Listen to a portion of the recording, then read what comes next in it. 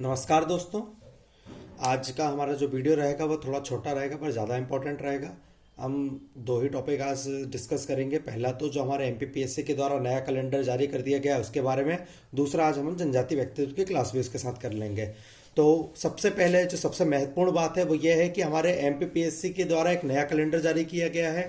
ठीक है, ऐसी आशंका और ऐसी अपेक्षा यानी ऐसे एक्सपेक्टेशन किसी को नहीं थी कि डेट इतने आगे जा सकती है, बट एमपीपीएससी का कैलेंडर आया है कि 2021 का जो एमपी एडीपीओ वाला एग्जाम होना है वो अब 19 जून 2022 को होगा। उसकी जो प्रारंभिक परीक्षा होगी वो 19 जून 2022 को होगी, याद रखिए। ठीक है, तो हमें एक नई डेट मिल चुकी है, वो मिली है 19 जून 2022। हमारे पास टाइम बहुत ज़्यादा मिल चुका है हमारे एमपीपीएससी एडीपीओ के एग्जाम के लिए। अब हमें इसमें क्या रणनीति तैयार करनी है, तो अब हमें ये मान के चलना चाहिए कि यार समय एमपीपीएससी के द्वारा हमें बहुत ज़्यादा दे दिया गया है, तो अब यानी जो थोड़ी बहुत भी चूक हमसे हो रही थी या फिर तो थोड़े बहुत टॉपिक्स हमसे छूट रहे थे, हमें उनको सारे टॉपिक्स को कंप्लीट करना है। एमपीपीएससी का अंतिम परिणाम भी नवंबर 2022 तक आ जाएगा। तो याद रखिए कि ये साल या तो आपका अधिकारी बनने का साल रहेगा या फिर अपने पुराने दिनों में जाने का। तो आप अगर नए सपने जीना चाहते हैं और अधिकारी बनना चाहते हैं तो इस साल लग जाइए, पूरी लगन से लग जाइए।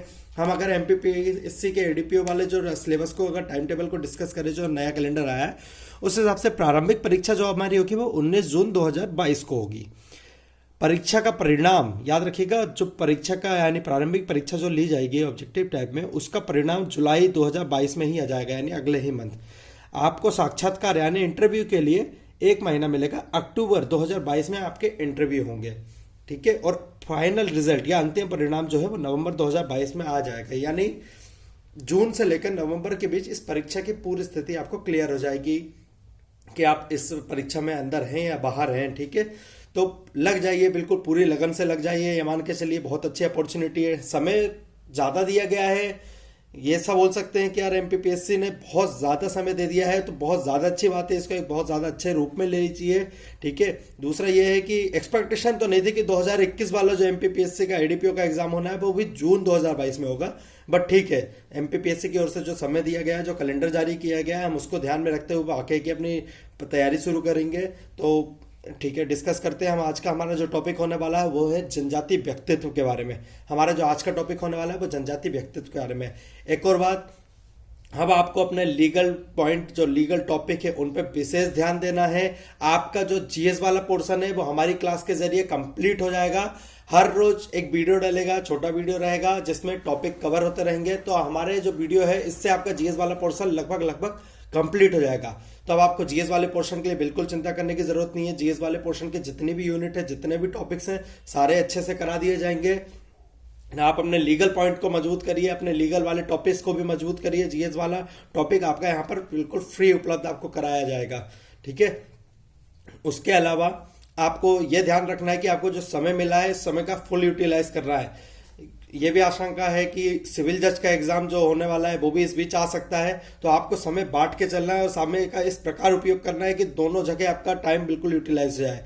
हमारा जो जीएस वाला पोर्शन चल रहा है वो सिविल जज एग्जाम के लिए भी महत्वपूर्ण है, याद रखिए, क्योंकि सिविल जज वाले एग्जाम में भी जीएस का जो पोर्शन पूछा जाता है उसमें एमपी बहुत पूछा जाता है। तो याद रखिए सिविल जज के एग्जाम के लिए भी ये महत्वपूर्ण है। ठीक है, आज हमारा जो टॉपिक है वो जनजाति व्यक्तित्व को हम कर लेते हैं।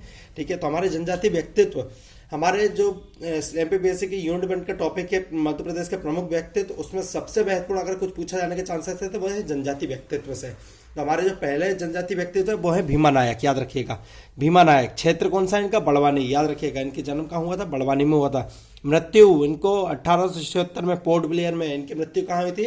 1876 में पोर्ट ब्लेयर में। ठीक है, पूछा जा सकता है भीमा नायक ने अपने जीवन में या इतिहास में कौन सी प्रमुख लड़ाई लड़ी थी? याद रखिएगा 1857 में अम्बा पानी की लड़ाई लड़ी थी।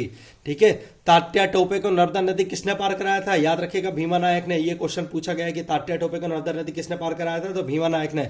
निमाड़ का रॉबिन हुड किसे बोला जाता है? याद रखिएगा निमाड़ का। ठीक है, भारत का रॉबिन हुड, कंफ्यूज मत होइएगा, निमाड़ का रॉबिन हुड है भीमा नायक, भारत का रॉबिन हुड तात्या भील। ठीक है, जिसके बारे में हम आगे पढ़ेंगे। ठीक है, अगले जो है वो ख्वाजा नायक। ठीक है, भीमा नायक के ही साथी थे ख्वाजा नायक। इनका जन्म निमाड़ के सांगली में हुआ है। कहां पर? निमाड़ के सांगली स्थान पर। 1858 में शहीद हुए थे। ठीक है, 1858 की लड़ाई में, 1857 की लड़ाई में इन्होंने अपनी शहादत दे दी थी। ठीक है, अम्बा पानी के युद्ध में इनने भी भाग लिया था, याद रखिएगा। भीमा नायक और ख्वाजा नायक दोनों साथी थे। अम्बा पानी की लड़ाई में दोनों ने संयुक्त रूप से भाग लिया था, ठीक है।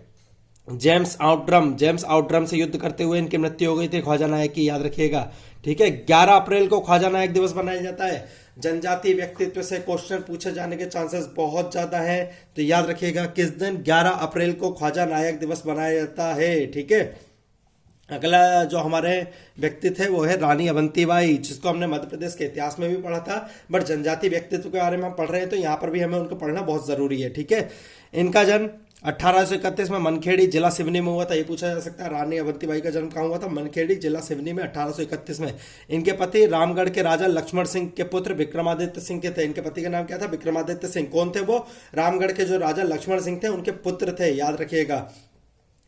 1858 में देवहारगढ़ की लड़ाई में, याद रखिएगा, कौन से? देवहारगढ़ की लड़ाई में लॉर्ड वेलिंगटन से युद्ध करते हुए इनकी मृत्यु हुई थी, याद रखिएगा। लॉर्ड वेलिंगटन से युद्ध करते हुए रानी अवंतीबाई की मृत्यु हुई थी। इनकी समाधि पूछा जा सकता है, समाधि, रानी अवंतीबाई की समाधि कहाँ है? तो याद रखिएगा डिंडोरी के शाहपुर में, याद रखिएगा कहाँ पर? डिंडोरी के शाहपुर में। इनका जन्म कहाँ हुआ? इनका जन्म हुआ था सिवनी में, ठीक है, सिवनी के मनखेड़ी में, पर इनकी समाधि कहाँ है? डिंडोरी के शाहपुर में। और किस क्षेत्र की रानी थी? तो रामगढ़ क्षेत्र की, ठीक है, याद रखिएगा। रामगढ़ यानी वर्तमान जबलपुर वाला जो क्षेत्र है। अगले जो हमारे महत्वपूर्ण व्यक्तित्व है वो है बिरसा गोंड। अगले जो हमारे महत्वपूर्ण व्यक्तित्व है वो है बिरसा गोंड, याद रखिएगा। कौन हमारे अगले महत्वपूर्ण व्यक्तित्व है? बिरसा गोंड, ठीक है। तो बिरसा गोंड को हम देख लेते हैं। तो सबसे महत्वपूर्ण बात जो बिरसा गोंड में आ सकती है, किस क्षेत्र में नेतृत्व कर रहे थे ये? याद रखिएगा कौन सा क्षेत्र था? घोड़ा डोंगरी क्षेत्र, ठीक है। कौन सा क्षेत्र था? घोड़ा डोंगरी क्षेत्र। और जो दूसरी बात आएगी इंपॉर्टेंट, वो कौन सी बात आएगी? भैया शहीद कब हुए बिरसा गोंड? तो बिरसा गोंड ने अपनी शहादत 1942 में दी है, याद रखिएगा। कब दी है? 1942 में दी है, ठीक है।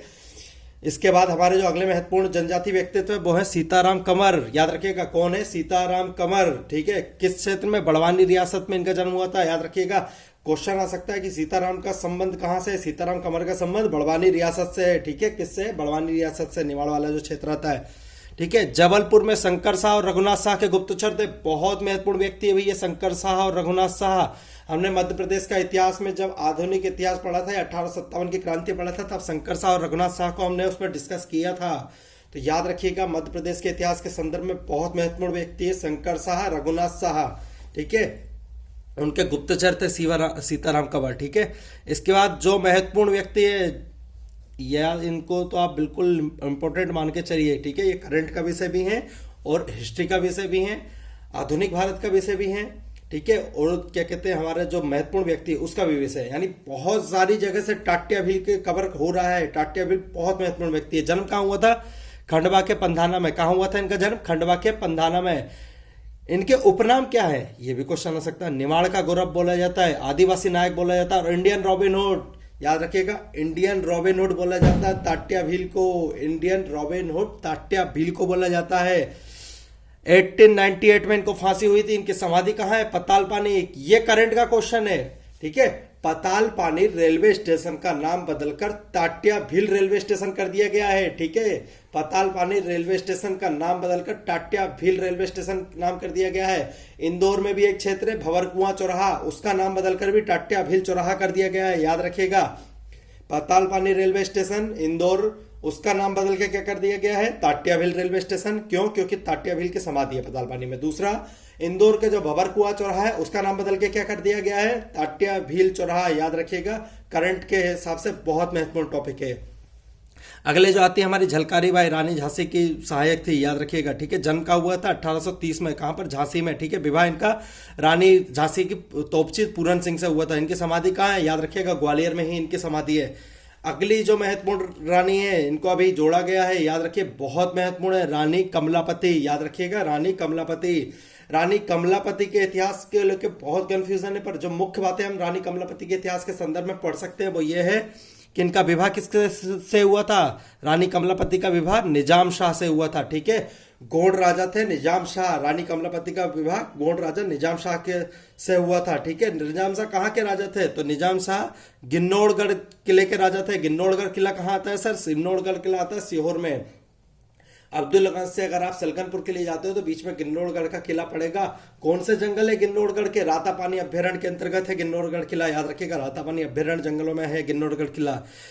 इनके पुत्र का नाम नवल शाह है, ठीक है। इस इतिहास के ऊपर थोड़ा कंफ्यूजन है, पर यह है कि इनके जो पुत्र है नवल शाह, लाल घाटी युद्ध हुआ था उसका किन से? दोस्त मोहम्मद खां से। दोस्त मोहम्मद खां जिनने रानी कमलापति की सहायता करी थी, बाद में उन्हीं के धोखे से इनकी मृत्यु हुई है। इस टाइप का इतिहास अभी आ रहा है, ठीक है। इनके इतिहास को लेके दो मत हैं, तो आप कंफ्यूज मत होइएगा। जो सरकार का मत है हम उसी मत को लेके चलेंगे, क्योंकि सरकार इस एग्जाम को ले रही है। तो सरकार का मत क्या है कि नवल शाह जो रानी कमलापति का पुत्र था, उनकी मृत्यु किस समय हुई थी? दोस्त मोहम्मद खां से युद्ध करते हुए। कहां पर? लाल घाटी में, याद रखिएगा। इनका विवाह किससे हुआ था? निजाम शाह से हुआ था। निजाम शाह की मृत्यु कैसे हुई थी? तो निजाम शाह की मृत्यु उन्हीं के भतीजे चैन सिंह के द्वारा जहर देने से हुई थी, याद रखिएगा। चैन सिंह कहाँ के राजा थे?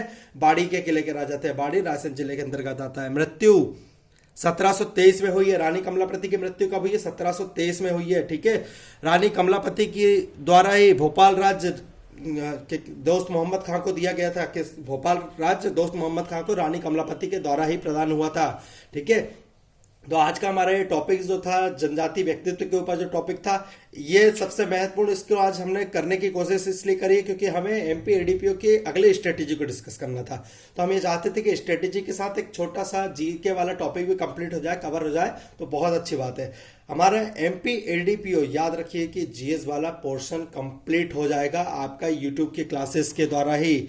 बट आप अपने लीगल वाले पोर्शन पे भी विशेष ध्यान रखिए, उसको भी आप करते चाहिए। बहुत अच्छा आपको टाइम मिल चुका है, 6 महीने मिल चुका है। किसी भी टाइप की कोई कमी मत छोड़िए। इस एग्जाम को क्रैक करना ही अगर आपका परम लक्ष्य है तो आप लग जाइए, ठीक है। और अगर किसी टाइप की आपको कोई समस्या होती है तो हमारे इसके नीचे टेलीग्राम चैनल का लिंक रहता है, आप वहां पर डिस्कस कर सकते हैं, ठीक है। वहां पर सारी पीडीएफ प्रोवाइड कराई जाती है आपको। आप जो भी आपको समस्या रहे या जो भी आपको कोई प्रॉब्लम हो वो आप डिस्कस कर सकते हैं, ठीक है। धन्यवाद।